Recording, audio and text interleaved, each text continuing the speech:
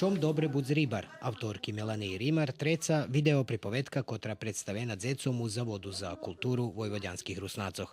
Nošitelj projekta Novinarska asocijacija Rusnacoh finansijnu potrimovku dal naš zavod, a potrimovku tiž dala i novinsko-vidavateljna ustanova Ruske slovo.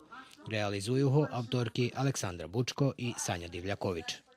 Cilj toho projektu bilo, že bi sme jedni švetovo pripovedki preložili, lebo prepripovedali po ruski, prikazali dzecom, že bi znali hto Garavka i hto Šnjihočka, pretože ih znaju Ljemjak, Pepeljuga i Snežanac od Škoda, ali i že bi sme popularizovali naših avtorov. Dzecom vše bar, že i treba i vizuelni aspekt, pretože už zvykli na tableti, na YouTube-u, Patric, i oni tak usvojuju jazik. Думам, že bardzo dobre, že to na taki sposób się dziecom prezentuje cożka, pretože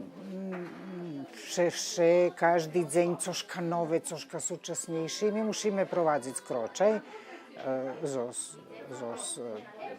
nješkajši i davati im to, co vidza i indze. Po projekciji video pripovedki dzeci mali robotnju na kotrej praveli ribiz z paperu, risovali i ukrašovali svoje risunki. Šitski 3 pripovedki kotri poteras prezentovani položeni i na YouTube blog Zavoda za kulturu Vojvodjanskih Rusnacoh.